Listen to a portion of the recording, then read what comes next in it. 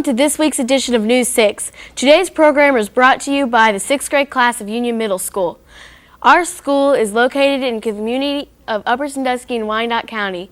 Founded in 1848, Upper Sandusky has a population of 6,600 people. It's been said that a picture is worth 10,000 words, and when it comes to images from our past, the pictures might be worth even more. Reporter Abby Kinsley has found a collection of old photographs that have special meaning to our town.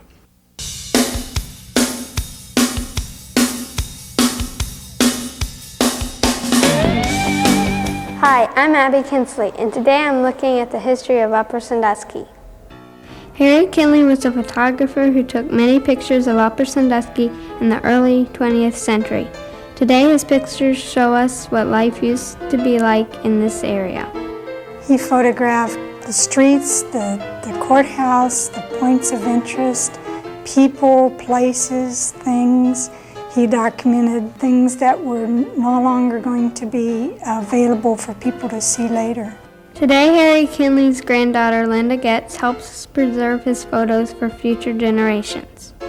There is approximately 1,000 photos, and the negatives are at the Ohio Historical Society in Columbus, and I have the photographs in my possession. Some of my favorites are the ones with people in them, and especially the children. Harry's photographs are probably more important today than when he originally took them. I think it's important to remember how things were and to see how things were in the olden days. How people dressed, what they did, where they went, what the buildings looked like in the old times. I believe it's important for a community to know about its history so that it can see how things were and to learn from those things. This is Abby Kinsley reporting for News 6.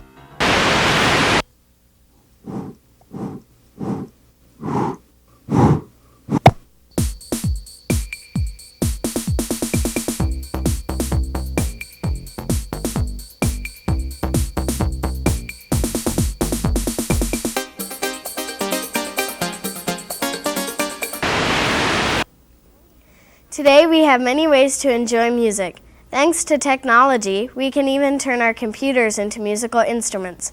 But reporter Christina Meinhardt has found a man who would rather create music in a more unusual way.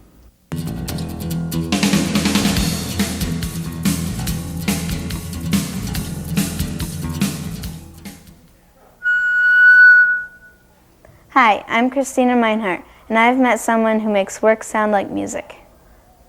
For most people, a saw is just another tool, but for Henry Vent, it is a thing of beauty.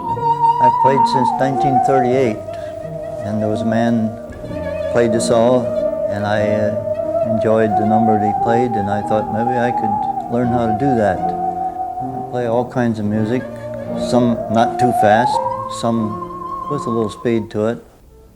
Listening to Henry, it's hard to believe that he never had a lesson. Well, after I'd seen this man play the saw, I figured that I ought to be able to do it. And I got my dad's Diston and my violin bow, and I took it out in the shop. It's difficult. It takes a lot of practice. We asked Henry to show us how he makes different sounds with a saw. You get your low notes down here and your high notes up here. And we start out like...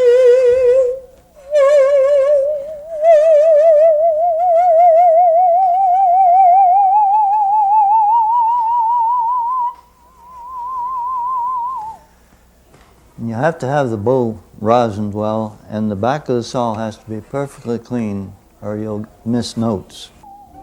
This is Christina Meinhardt reporting for News 6.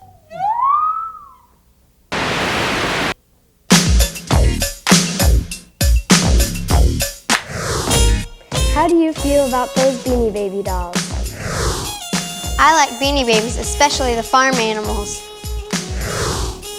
I like Beanie Babies and I would like to collect them all. I don't like Beanie Baby dolls because it's a fad that'll be gone pretty soon. I don't like Beanie Babies because I think they are a waste of money. I don't like Beanie Babies because I think they look goofy. I like Beanie Babies, especially the monkey.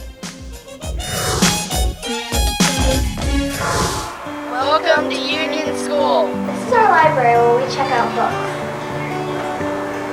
This is our gym where we have phys ed classes.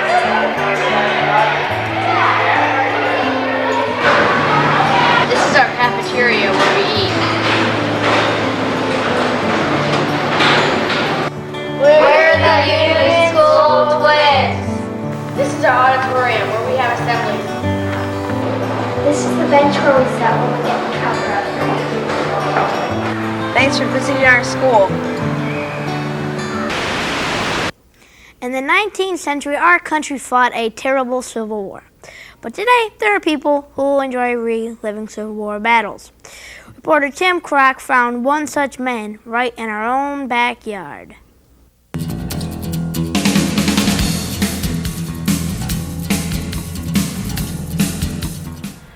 Hi, I'm Tim Kroc, and today we're going to meet someone who enjoys living in the past. Since 1988, David Fadley has participated in Civil War reenactments around the country. Civil War reenactments may take place anywhere.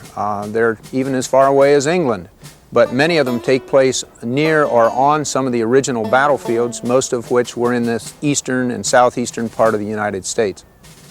My regiment is the 13th Virginia, Company H, and the reason I chose the Confederate side is because at a reenactment I found that the Confederates were more laid back in their camp atmosphere, and I enjoyed that fact.